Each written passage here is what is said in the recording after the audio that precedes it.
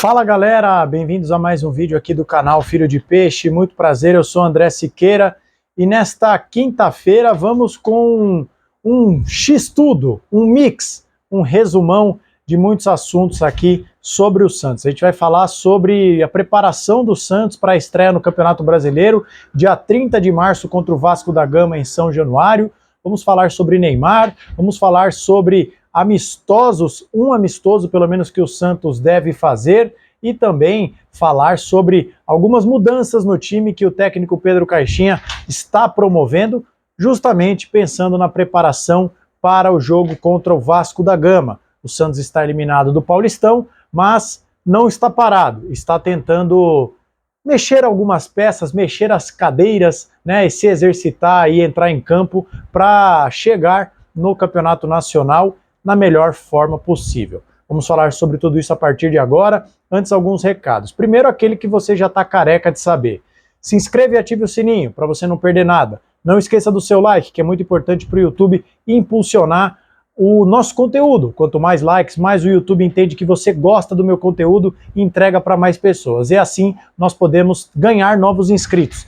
Deixe a sua opinião aqui nos comentários sobre esses assuntos que nós vamos tratar. E também, se você quiser e puder, vire membro aqui do nosso canal, clique no botão Seja Membro e apoie o produtor de conteúdo. Quero saudar o novo membro aqui do nosso canal, o Daniel, e em nome dele, agradecer a todos que têm apoiado mensalmente aqui o nosso trabalho, tá bom?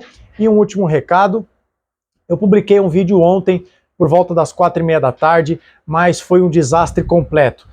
O vídeo, sabe-se lá por qual motivo, eu estou, tá vendo o microfonezinho que eu estou gravando aqui? Eu gravei com ele, como eu gravo muitos vídeos, e saiu com eco, não sei se sem querer eu deixei o outro microfone ligado, se foi um bug, o que aconteceu, e a qualidade do áudio estava péssima. Eu tentei resolver na edição, e mesmo assim eu resolvi publicar, não sei onde eu estava com a cabeça, o resultado final que foi para o ar já estava ruim. Imagine vocês o que aconteceu na versão bruta, e aí realmente o vídeo ficou péssimo. Eu excluí, era um vídeo em que eu falava sobre as reformas que o pai do Neymar tem capitaneado, reformas que eu acho que são positivas. Você que viu o vídeo, eu peço desculpas, eu não gostaria de ter trazido um vídeo nessa qualidade, e você que não sabe do que eu estou falando, fica aqui pelo menos uma justificativa de por que não houve vídeo ontem no canal. Eu tenho tentado trazer conteúdo todos os dias, apesar do Santos não ter mais jogos oficiais até a estreia do Campeonato Brasileiro, tá bom? Gente, então vamos lá, dito tudo isso, feitos todos os recados, dados todos os recados, vamos às informações sobre o Santos, tá? Vamos lá, eu quero começar falando sobre o possível amistoso entre Santos e Curitiba no Couto Pereira no próximo domingo. O Santos procurou o Curitiba para tratar dessa possibilidade, o Curitiba viu com bons olhos, e os clubes acertaram tudo, segundo a Nádia Mauad, que é uma das principais jornalistas do futebol no Sul, também ali no estado, né? Ela sabe tudo sobre o futebol paranaense. Ela disse que já está tudo certo, a ida do Neymar até Curitiba está também nos planos, mas o Neymar não vai jogar e nós voltaremos a falar sobre o Neymar já já. E aliás, se você estiver ouvindo um barulho de papel aqui, é porque eu liguei o ventilador. Tá muito quente onde eu tô gravando e tem um papel aqui voando, eu vou deixar ele ali, espero que não esteja fazendo muito barulho para não interromper o vídeo. Mas voltando, o Neymar não deve jogar porque ele está se recuperando do desconforto na coxa. Mas a ida do Neymar ali, sei lá, para uma ação de marketing, está nesse pacote que o Santos acertou com o Curitiba. E quando seria esse amistoso? Seria domingo, 4 horas da tarde, no Couto Pereira. É um estádio que tem, segundo o site oficial do Curitiba, capacidade para pouco mais de 37 mil torcedores. O Curitiba não cobraria ingresso dos sócio-torcedores, e o Curitiba tem aproximadamente 27 mil torcedores. O Santos teria ali uma capacidade destinada à área do visitante, que seria de aproximadamente 10 mil ingressos, e é o Santos que vai colocar o valor do ingresso. Então vamos tentar, se eu entendi certo, sem nenhuma lacuna, como que vai ser essa distribuição de ingresso. É um estádio que que pode receber até 37 mil pessoas. O Curitiba não vai cobrar ingresso do sócio-torcedor, que terá preferência na compra. O que sobrar do valor total do estádio, descontado a cota que o Santos terá, e dos ingressos que serão adquiridos pelo sócio torcedor será comercializado. E o valor deste ingresso será destinado, escolhido, melhor dizendo, pelo Santos, tá bom? Então, se você é aí da região de Curitiba, você que mora próximo ao Couto Pereira e gostaria de ver o Santos nessa intertemporada, você pode buscar informações para assistir ao time do Santos nesse amistoso contra o Curitiba. Sobre o amistoso em si, eu acho que ele é necessário para que o Santos tenha ritmo de jogo contra um adversário relativamente ok. O Curitiba, é verdade, foi eliminado nas quartas de final do Paranaense, o que mostra que a fase não está tão boa assim. É um time que ficou na 12ª colocação do Campeonato Brasileiro da Série B, não subiu, mas é um time que tem a sua tradição. Então é um jogo de um nível ok, que vai servir para o Santos se preparar. E fazendo a transição para o próximo assunto do nosso vídeo, quero falar também que neste jogo o Pedro Caixinha deve promover alguns testes, pode promover alguns testes. O principal deles é, com a ausência do Neymar, que não deve jogar, será a entrada do Benjamin Rollaser. E aí nós podemos imaginar Guilherme de um lado, Soteldo do outro, Rollaser por dentro. Ou Guilherme de um lado, Rollaser do outro e o Soteldo na meia. Mas eu preferiria que o Rollaser jogasse de 10 no lugar do Neymar. E seria uma oportunidade do Pedro Caixinha começar a observar o Rollaser entre os titulares. Aqui não é uma informação, é um feeling, é uma impressão. Eu, se tivesse que apostar R$2, apostaria que para o jogo contra o Vasco, o Rollaser já começaria como titular. Quem sai? Não sei, mas se eu tivesse que apostar outros R$2, eu diria que o Guilherme é forte candidato a perder essa vaga, passando o Soteldo para a esquerda, o Rollaser na direita e o Neymar na meia, tá bom? E ainda no campo dos testes feitos por Pedro Caixinha, o Globo Esporte soltou uma reportagem hoje dizendo que, já que o Neymar não está treinando com bola, porque ele está fazendo a sua recuperação no contraturno, então sei lá, o Santos treina de manhã, o Neymar faz a recuperação à tarde. O Santos treina à tarde, o Neymar se apresenta de manhã para fazer a sua recuperação.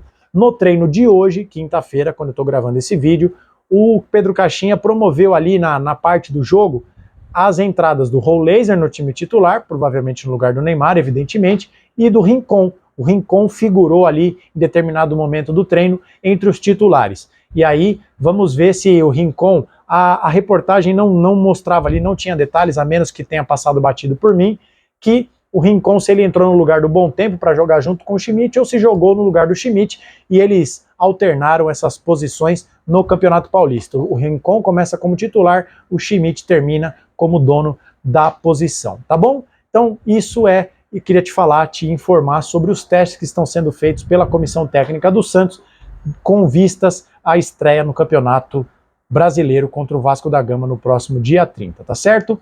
E aí também eu quero te falar sobre o prazo de volta de 2 jogadores, Aderlan e Zé Rafael. Lembrando, Zé Rafael fez uma cirurgia na coluna em fevereiro, no começo de fevereiro, e o prazo estimado de recuperação são de 3 meses. Então o Zé Rafael é aguardado, a expectativa é de que ele esteja à disposição a partir de maio, quando o Campeonato Brasileiro já estará em curso, estará ali entrando no seu 2º mês de competição. E o Aderlan, lateral direito, experiente, que conhece o Pedro Caixinha dos tempos de Red Bull Bragantino, ele já está fazendo a transição para o gramado, mas ainda não tem autorização para treinar com o restante do grupo, mas deve voltar antes do Zé Rafael. Aqui eu quero dar o crédito da informação ao Ademir Quintino, que no seu canal do YouTube, um canal grande, um dos principais aqui do Santos, trouxe a informação de que o Aderlan deve voltar a estar à disposição para começar a figurar no banco de reservas, quem sabe, em meados de abril. Então nós estamos aqui na primeira quinzena de março, deve estar ali há cerca de 35, 40 dias para que o Aderlan possa estar começando a figurar ali entre jogadores disponíveis para os jogos. E o Aderlan é uma aposta caseira, olha só como o vídeo está concatenado. É a aposta caseira do Santos para resolver um problema da lateral direita. Por quê? Segundo o Lucas Mussetti, no UOL, a principal posição que o Santos busca no mercado de transferências é a lateral direita. Janela de exceção, aberta no dia 10 de março, vai até o dia 11 de abril, e nessa janela só podem ser contratados jogadores sem contrato e jogadores que estiveram inscritos no campeonato nos campeonatos estaduais.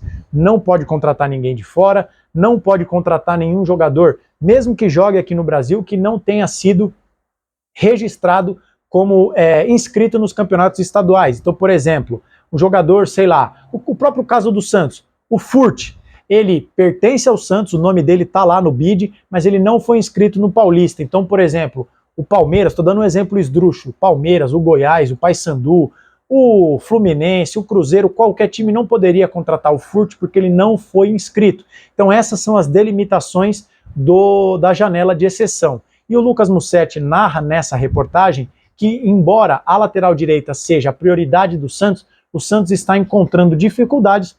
Primeiro, porque é uma posição carente em geral, sejamos sinceros, a própria seleção brasileira, uma das principais seleções de futebol do mundo, não encontrou ainda uma solução para a lateral direita. Fica aí convocando o Danilo, sendo que o Danilo não jogava de lateral nos clubes há muito tempo.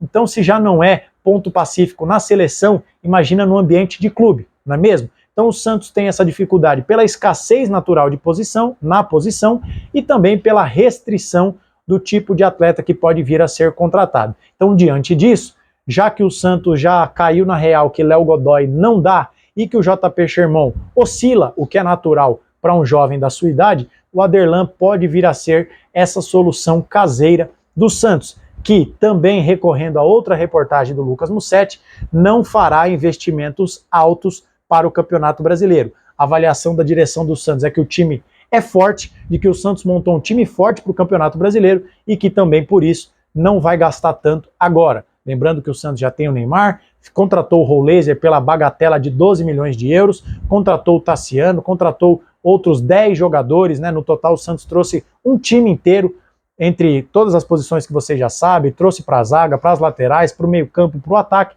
Agora o Santos vai com gasto reduzido. Eu entendo, mas o Santos vai precisar ser criativo. Eu acho que dá para contratar sem gastar muito. E eu espero que o Santos possa agir dessa forma no mercado de transferências, nessa janela de exceção, tá bom? E para fechar o vídeo, apenas para falar sobre o Neymar, porque o Neymar não tem treinado com bola, o Santos se reapresentou na quarta-feira, depois da eliminação para o Corinthians, ganhou 2 dias de folga, segunda e terça, o Neymar não está treinando com bola, não deve jogar o amistoso contra o Curitiba, eu até cravaria que não vai jogar, e aí a grande questão que fica, uma questão até moral, é a seguinte: será que o Neymar vai ser cortado da seleção brasileira? Todas as reportagens que saíram até agora dizem que não, o que é bastante curioso, né? Porque será que o Neymar vai para a seleção só com o nome? Se ele está com toda essa dificuldade para se recuperar do desconforto na posterior esquerda, ele vai fazer o que lá na seleção, né? Porque o Brasil vai jogar contra a Argentina e contra a Colômbia. A Argentina dispensa apresentações, a maior rivalidade que tem aqui no continente, uma das maiores rivalidades do mundo. E a Colômbia, Brasil e Colômbia nos últimos jogos, tem se tornado sinal de batalha campal, sinônimo de guerra. A Colômbia não hesita em chegar à porrada. O Neymar, que vai, nesse período em que ele está longe dos gramados, é normal que ele perca ritmo de jogo, que já não era dos melhores porque ele vinha se recondicionando aos poucos com a camisa do Santos. Vai fazer o que na seleção brasileira, né? Então, assim, é muito estranho, né? E isso vai servir para colocar mais uma pulga atrás da orelha do santista, que vai ser, poxa vida, o Neymar não conseguiu jogar a semifinal, o Neymar não está conseguindo treinar com bola, mas ele vai para a seleção? Poxa vida, acho que nessa hora seria o caso de bom senso. Quem não conseguiu jogar semana passada, quem não está conseguindo treinar, a CBF deveria cortar o Neymar. Eu não estou falando isso porque ele joga no Santos, diria o mesmo se ele jogasse até no Corinthians. Porque eu enxergo que tudo é uma questão de bom senso. É questão de bom senso. E por mais que eu tenha a convicção de que o Neymar é o melhor jogador das últimas gerações que surgiu aqui no Brasil, a atual situação do Neymar pede que ele seja preservado. Tá bom? Mas aparentemente a CBF não está nem aí para nada, o Dorival Júnior não está nem ligando para isso e deve manter a convocação do Neymar. Tomara que ele não agrave a sua situação, porque o Santos precisa dele para a sequência do Campeonato Brasileiro. Tá bom, meu amigo? Então, e minha amiga também, evidentemente, tem muitas mulheres que acompanham o nosso trabalho.